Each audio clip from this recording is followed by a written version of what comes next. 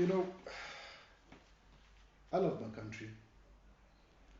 I told my friend once upon a time, I made a joke. I said, I will cut my wrists and bleed on the flag for it to stay uh, blue, green, red, and white, and the yellow sun. Because this is all I have. I can't get onto a plane. I don't have multi citizenship to go to a country like South Africa because I'm not a South African citizen.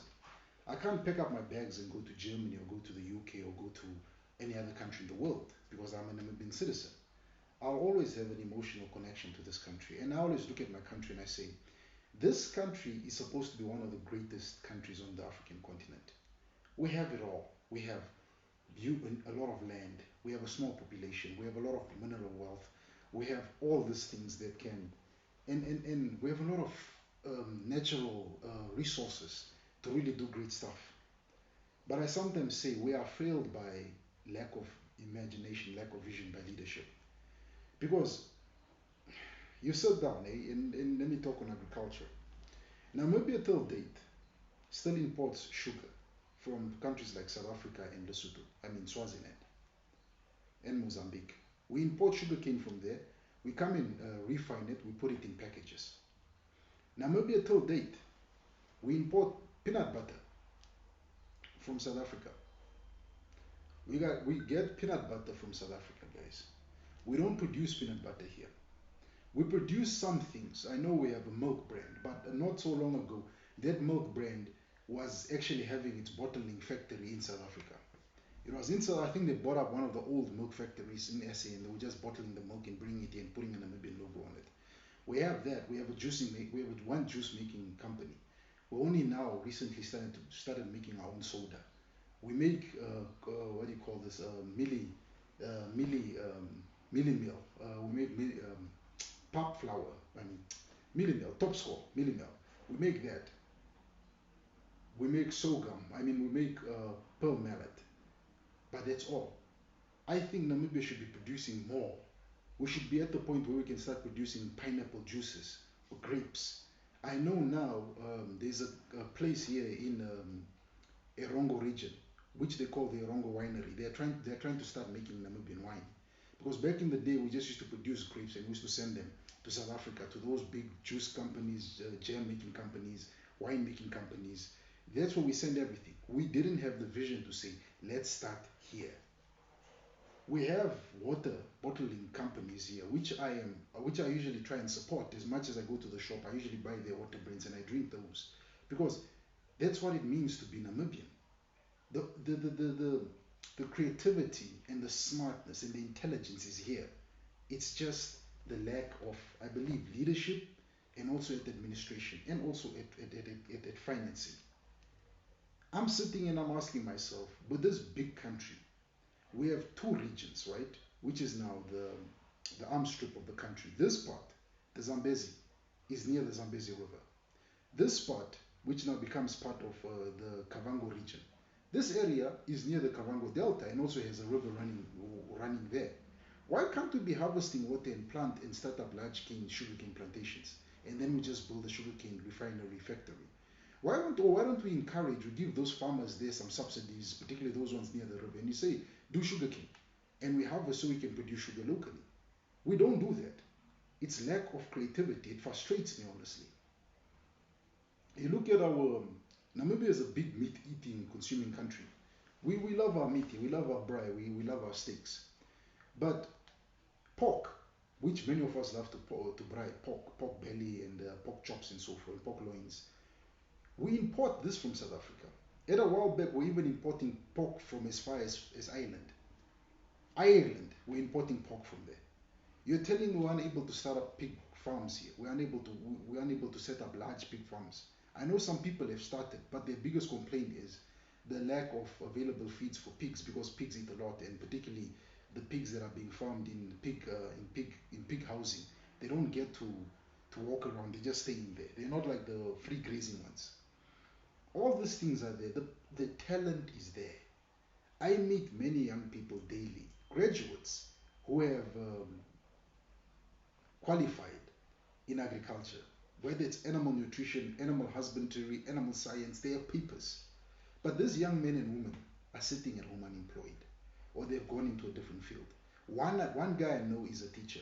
He went and he's teaching at school. He's teaching life science. Another one is teaching social studies. Another one is teaching English. These are the problems that we have here. There is so much potential in this country, and I believe in this country. It's just that I do not have the money. Had I had the money, I would have really pushed for things like a feed making company. Namibia's feed making company, we don't produce these ingredients locally, we import them. But we have farmers. We have the small scale communal land farmers. Why don't we talk to them and say, listen, why don't you guys plant some maybe wheat so we can utilize that wheat and put in our feed? Why do we need to import wheat from Zambia? Why do we need to import cotton cake from South Africa? Why can't we encourage these things here? And when you try to talk to these people and say, why don't we do it here? They tell you, hey, the rain patterns. It's like my country right now, Namibia. We are a large scale meat sheep producing country. We don't do wool sheep, but yet wool is a big market. Wool is required everywhere. I know in Lesotho they produce wool. New Zealand is a wool producing country because wool is needed to produce clothing. We produce the two clothing people have to wear either cotton or either wool, and not the one made in a lab, but the natural one. People love those clothing. I think this towel of mine is made out of let me see. It's made out of cotton. It's a cotton towel. These are things that we need here. But you don't see the imagination by, firstly, the administration, secondly, the farmers themselves saying, let me do this. But I don't blame the farmers because why would I want to take a risk and start planting cotton or sunflowers on my farm knowing that there is no sunflower market while I could just breed cattle, fatten them and get them slaughtered because at least I can make 800,000 one winner. So if you say 800,000 multiplied by 4 or multiplied by 8 winners, I'm getting something there. Why should I take a risk? Like I said, my dad a couple of months back last year planted the sunflowers. He planted some sunflowers. He didn't have a place to sell them. That is the frustration we have in this country. And I keep on saying that we are failed at administration level and also at lack of imagination. Namibia should not be importing everything Namibia eats, but can produce what it can, what it's able to produce locally. We have vast land. In the southern part of Namibia, we produce grapes. Those grapes are known in South Africa, known in, what is this country? South Africa. They are known even in the European markets. We produce them in the south. But you go to the northeastern part of the country, which is known as the Kunene, it almost has similar conditions like the south. Why is that area not able to produce grapes also? I think we can. Yes, it's rocky, but we can find probably a grape variant or another different type of fruit, maybe darts or some other variant of food or fruit or vegetable that grows in hot, dry areas. Like I know chilies would grow in such an area, but the lack of imagination by leadership. This minister comes in, stays his 2, 3, or even 5 years, he's gone. Another one comes in, another one comes in, and we don't see any changes. We don't see any change. Namibia, I look at our country and I look at our university, which is University of Namibia, UNAM, through its agricultural department, and then you look at NAST through its agricultural department, and then you just look at the great minds that have come through for the agricultural sector. Namibia is supposed to be doing great things, guys. We are the first country on this continent of Africa to import Brahman cattle. We are the first country on this continent of Africa to import Simmental cattle. We are the first country on this continent of Africa to import Pinsgauer cattle. We did this before the other countries. But today, when you look at our numbers and how far our agriculture is developed, South Africa is suddenly known as the best country with the best Brahman genetics, best Simmental genetics, best Pinsgauer genetics. But we did it first. The Brand V, we did it first. It's crazy that we did so many firsts, but when you go back and look at it today, those things are gone. We've gone in reverse. We're still playing catch up to South Africa. We eat bread, but we don't have wheat plantations here. We don't produce enough tonnages. We produce it in small numbers. And it's quite interesting when you just sit down and say, there's so much talent here. There's so much talented people on this social media, on YouTube, on Facebook, doing amazing stuff. I know a lady by the name of Judy. Miss Judy is doing onions here in the town of Rehoboth. She's doing onions there. I know another one, Miss Elifas. I did an interview of her here on this platform on Dunawe Ngombe. She's farming down south. She's done tomatoes. She's done chick. She does tomatoes. She does horticulture. She does livestock, small and large stock. She's doing amazing stuff. But many of them will always tell you, bro, capital. Capital is a problem. Capital is what's keeping many of us on our knees. I wish I had it. I always say I wish I had Cyril Ramaphosa money, or I wish I had Patrice Motsepe money, or I wish I had Johan Rupert type of money. So I could build industries and also fund into the next guys who say, listen, you have this, let's go. We only have one dairy farm in Namibia for a population of about 2 point, maybe 3 million now. They did census, I'm waiting for the numbers to come out. I think we're right around the 3 million mark. 3 million people, we only have one dairy farm. We don't even do powdered milk. We import our powdered milk from South Africa, from Europe, from the greater world community. We don't produce here. Nappies that our newborns are wearing, we import them. I don't think there's a nappy making company. I've looked at all these things and I've done research. Bro, I've been sleeping at 4 just doing research. It's probably what unemployment does because you look for every opportunity, but funding is not there.